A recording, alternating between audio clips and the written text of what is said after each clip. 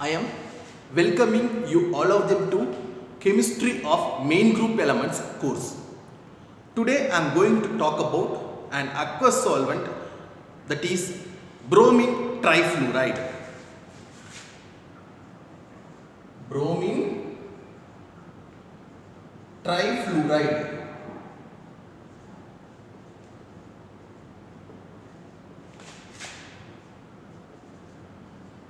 It is a kind of interhalogen compound.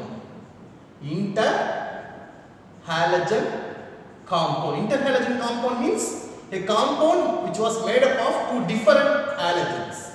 Interhalogen compound. This compound was made up of bromine and fluorine. How does this can act as solvent? This can act as solvent by in the form of aprotic solvent.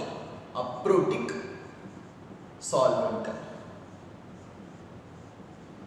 Because another thing is the solvent, the dielectric constant value can decide about the solubility of inorganic components. It has very high dielectric constant. The dielectric constant for bromine trifluoride, dielectric constant is around 107. Dielectric constant is relative permittivity, you can say it's around 107. This value 107 is very higher in number in compared with the dielectric constant of water, and almost this dielectric constant value says it is almost equivalent to sulfuric acid dielectric constant, because dielectric constant of sulfuric acid is around 110. So it is almost equivalent to sulfuric acid, higher than water, lower than sulfuric acid. So this confirms that most of the inorganic salts are readily soluble in bromine trifluoride. Not only most of the inorganic salts, metals, noble metals like gold, palladium, ruthenium, also ruthenium is actually not a noble metal, but that also can be solubilized in bromine trifluoride. It can be easily fluorinated. The next one is enthalpy of vaporization. This enthalpy of vaporization value, the value I can give the value. Enthalpy of vaporization for bromine trifluoride is 47.8 kilojoule per mole. Of course, this value is really very high in number compared with water, but at the same time, this value is smaller in compared with the enthalpy of vaporization of sulfuric acid. Enthalpy of vaporization, because that one is very important for using any reagent as solvent, because that value will tell about how much easily you can evaporate the solvent and then you can get the product free from the solvent. So the enthalpy of vaporization value is very important. On that basis, this value is higher than water. At the same time, this value is lower in comparison with the sulfuric acid. Then next one is, how does the properties, what are the properties of bromine trifluoride? How does it looks like? This compound actually looks like a pale yellow color. Pale yellow color at room temperature. Pale yellow color. And also its melting point is plus 8.77 degrees Celsius, boiling point plus 125.75 degrees Celsius. It has high density, it's more denser than water.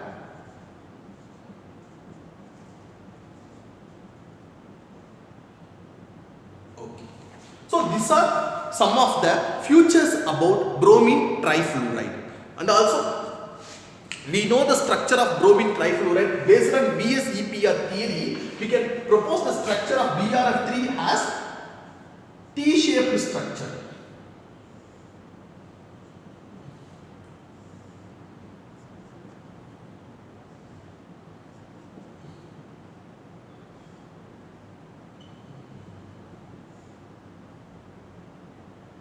T-shaped structure.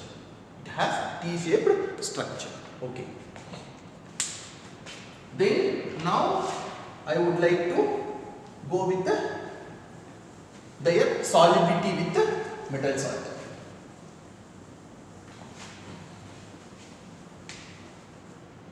Because of high relative permittivity as well as high dielectric constant value, most of the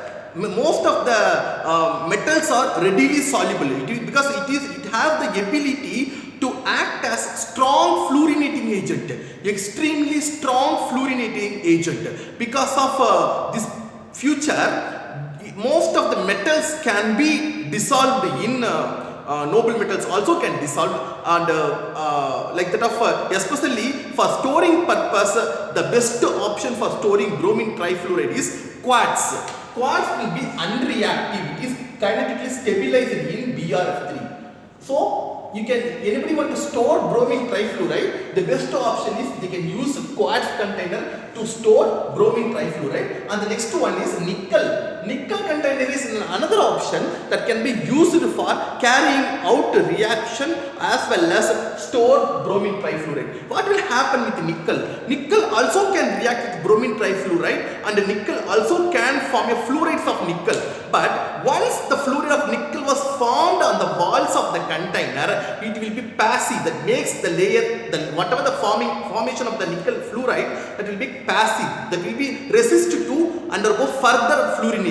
So, best option to use to store bromine trifluoride or carrying out reaction is either can use quartz or nickel based container. First one I want to talk about the chemical reaction, that is autoionization reaction. Better I can start here. Self-ionization reaction or autoionization reaction. Autoionization reaction.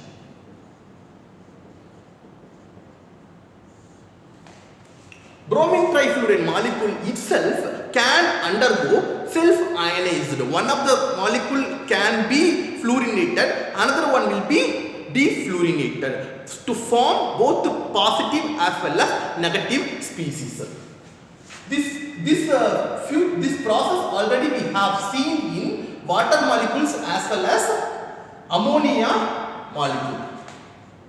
It will generate BrF2 plus and BrF4 minus. So it is forming two different species. One is BrF2 plus and another one is BrF4 minus. If you have seen the self-ionization constant value here, K, it is around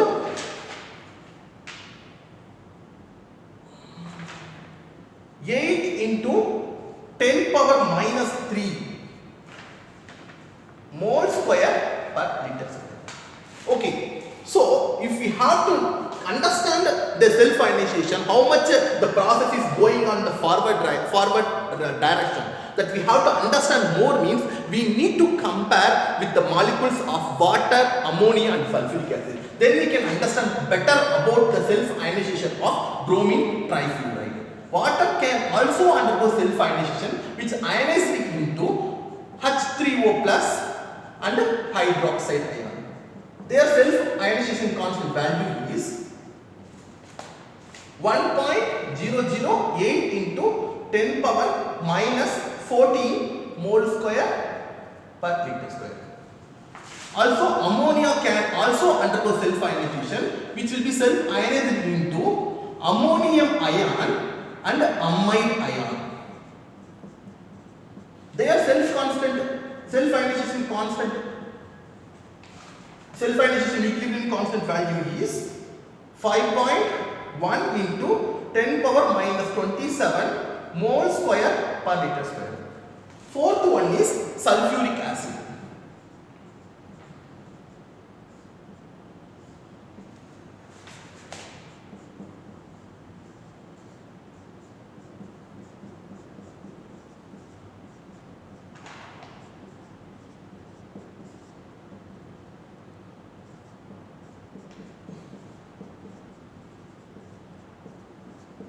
So it's very clear now that if you compare bromine trifluoride with water, ammonia and sulfuric acid, bromine trifluoride was self-ionized. I mean more concentration of ions of the species BRF2 plus and the BRF4 minus is forming in BRF3 in compared with the water and ammonia. Because water and ammonia, the self-ionization constant value is very less. This suggests that very few particles of H3O plus and hydroxide ion exist in water as well as ammonia. But this value almost, BRF3 value almost equivalent to sulfuric acid. Because sulfuric acid has self-ionization constant 2.7 into 10 power minus 4. This suggests that in case of BRF3 compared with the remaining 3, the concentration of these two species concentration is higher compared with the remaining 3 molecules. Okay.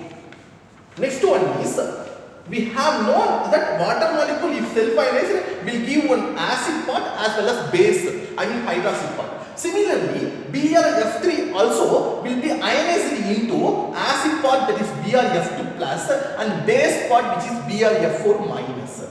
We can generalize how when there is a concentration of BRF2 plus will increase. In solvent, in BRF3 solvent, a reagent which increases the concentration of BRF2 plus can act as solvo acid. Similarly, a reagent in BRF3 solvent, a reagent which increases the concentration of BRF4 minus can act as solvo base.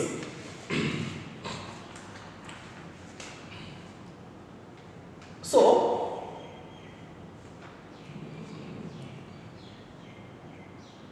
BRF2 plus species, I mean, I think need to balance this equation. Okay. BRF2 plus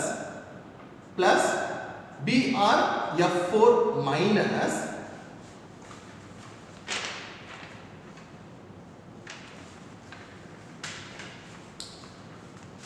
can this BRF2 portion will be called as solvo acid and this species will be called as solvo base, which can behave like, which can acid base, which can behave like proton from water and hydroxide from water molecule. Like there are hydroxide species, it will behave like a base part and this will behave like acid part. So acid and base will give salt. Salt plus BRF3. So that portion, when you can get more concentration of solvo acid, how can you get more concentration of solvo base? That can be explained by the reaction with the Lewis acid as well as Lewis base.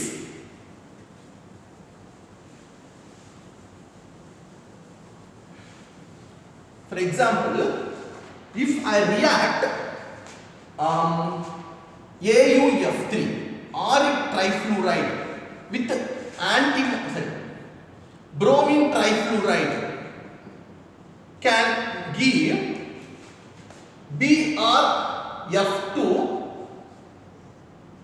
plus AuF4 minus. Also, stannic fluoride can react with bromine trifluoride because these are Lewis acids to form BRF2 plus SnF6 2 minus octahedral geometry of tin. So here what happened? 2 molecules needed to form BRF2 plus and SnF6 minus. So it should need BRF2 twice. Okay. Then and also we have another molecule which is antimony pentafluoride, which is again strong Lewis acid, which reacts with bromine trifluoride to form BRF2 plus and SbF6 minus. Okay. In case if we react with metal fluoride such as potassium fluoride, sodium fluoride, under this condition, bromine trifluoride will accept fluoride to form sodium salt of tetrafluoroborate. And also, if you react with silver fluoride also will play a similar role to donate fluoride ions to form silver ions and tetrafluoroborate. Also, we have barium fluoride. Barium fluoride plus bromine trifluoride. What will happen? Again, we can get barium ion and BrF4 minus. So it needs 2. Okay. So this molecule, first 3 reactions, whatever the species which is formed, this species will be called as solvo acid. And the next 3 species, whatever which was formed, which will be called as solvo base. So any of the solvo acid reacts with the solvo base, end up with the one solvent molecule, and the solvent, what was the solvent it was used, it was that, like the form of bromine fluorides that will be generated back as BrF3. It's a kind of acid-base reaction. Acid-base reaction.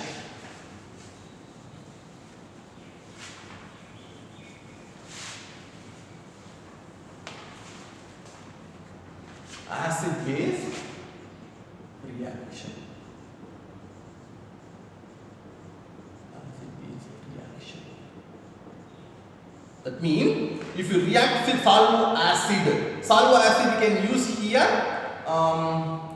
maybe SbF2 BrF2 plus SbF6 minus. This one will be called as solvo acid, which reacts with solvo base. Solvo base we can take silver salt. Silver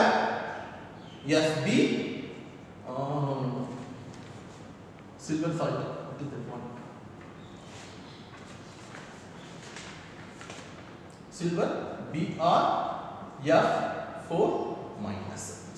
BrF4. Silver plus BrF4 minus. Okay. If we react this one, it's a kind of acid-base reaction. This one will be solvo base to form silver hexafluoroantimonate plus bromine trifluoride solvent. So this will be called as salt, and BrF3 is a solvent. It's regenerate back. Okay. So this will be most similar to the reaction which was normally we are doing in the laboratory, like acid-base reaction. Simply, if you have taken any kind of acid, then if you react with base such as sodium hydroxide, will form sodium chloride plus water. Here HCl, which is kind of proton that is the acid part of water molecules. Hydroxide, that is the base part of water molecule. That reacts to form a solvent. The water from water only proton and hydroxide generated. That is coming back as water molecule and salt. The similar appearance we can see with the parallelly. Whatever actually what happened, both bromine trifluoride as well as water, the acid-base reaction occurring most parallelly.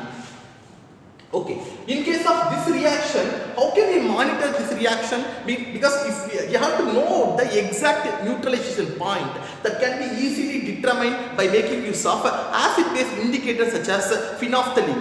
Phenolphthalein, what happened if we added a drop of hydroxide ion excess, benzyl form of phenolphthalein will be changed to quinonide form. Immediately purple color, pink color can be seen by our eyes. Just a drop of hydroxide can change the one form to another form. Similarly, in case of this reaction, how can we do monitor?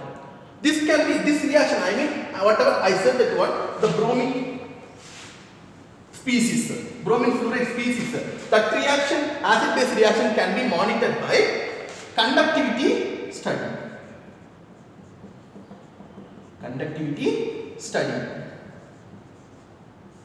We know that here we have 4 different species. These 4 different species have 4 different conductivity. So, not conductivity, sir. 4 different conductivity, I mean 4 different ionic mobilities. These 4 have 4 different ionic mobilities. One will be replaced by other. BrF4 minus is replaced by hexafluoroantimonate. Depending upon a type of titration, it highly depend upon type of titration, which one is titrated with which one. Depending upon that, conductivity can either be maximized or minimized to find the end point. Once we determine the end point from the graph, we can get the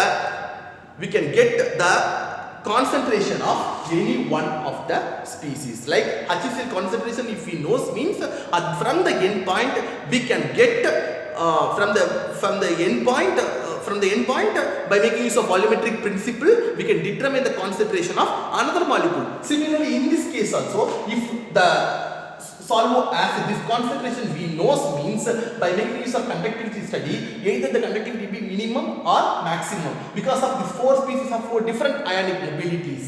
So depending upon what type of titration, which one is titrated which one, that can decide whether it can go, the conductivity will be maximized or minimized. Depending upon that one, from this graph we can get the end point of this one. By making use of volumetric analysis, we can determine the unknown concentration of solvo base.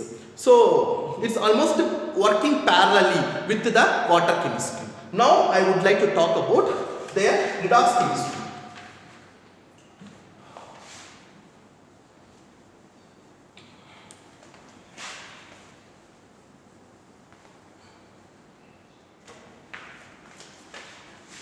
Redox chemistry. Redox chemistry also, here we can see parallel with respect to water molecule. For example, water, we know that in cathode it can accept 2 electrons to form hydrogen gas, and at the same time this is cathodic reaction. In anode, the hydroxide part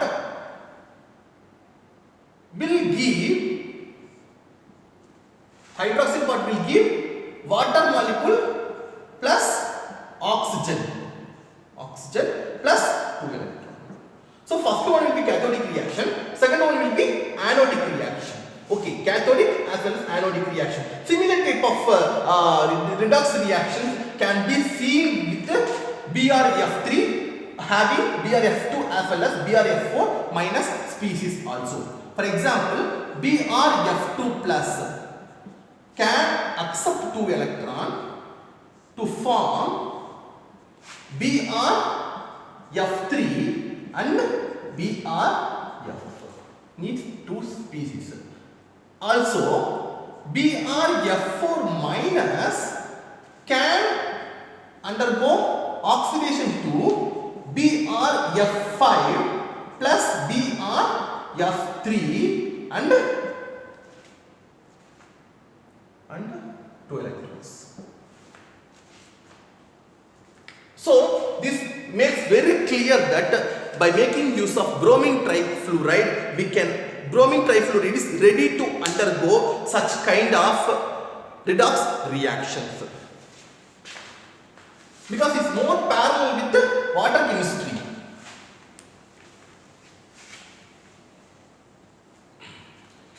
So that makes most of the metals, for example, if you have taken metals such as silver can ready to react with bromine trifluoride to form silver fluoride, which further reacts with bromine trifluoride to form silver BrF4 minus bromine trifluoride. Similarly here also bromine trifluoride. And also we can use another metal such as ruthenium. Ruthenium also can undergo change, ruthenium to ruthenium pentafluoride, which further reacts with bromine trifluoride to form BrF2 plus ruthenium F6 minus.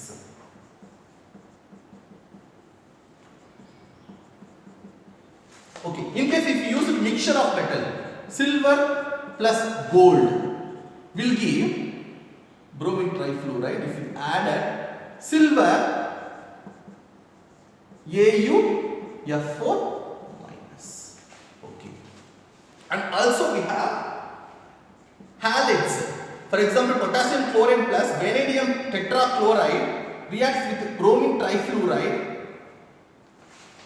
to form potassium vanadium hexafluoride. Here vanadium is in +5 oxidation state.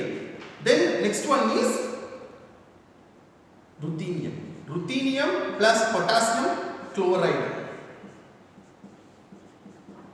can make potassium salt of hexafluorothenate. Okay. Then we have oxides also. Antimony pentoxide. Antimony pentoxide can ready to react with the bromine trifluoride to form BrF2 plus and SbF6 minus. And then we have germanium oxide. Germanium oxide can react with bromine trifluoride to form BrF2 plus. It needs actually 2 equivalents. Then only what happened? Germanium with plus 4 oxidation state, hexa coordination can be achieved. Okay. So this makes very clear that metals, noble metals can ready to react with bromine trifluoride to form the corresponding fluorides. Also metal halides also ready to react with the bromine trifluoride to form metal fluorides. Similarly, metal oxide also transformed from metal oxides to metal fluorides. So it further proves that bromine trifluoride is a extremely powerful fluorinating agent. Okay, now I would like to conclude this session. Bromine trifluoride is a very good fluorinating agent that can convert metal halide and metal oxide to their corresponding metal fluorides.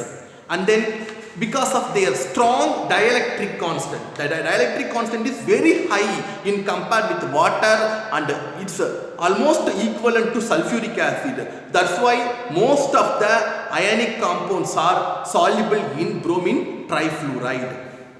And also we have discussed the self-ionization constant value with respect to water, ammonia and sulfuric acid. These 4 molecules we have compared the self-ionization constant value. That value suggests that bromine trifluoride compared with the remaining 3, I mean water, ammonia and sulfuric, compared with these 3, bromine trifluoride can undergo more self-ionized in comparison with the remaining 3 molecules.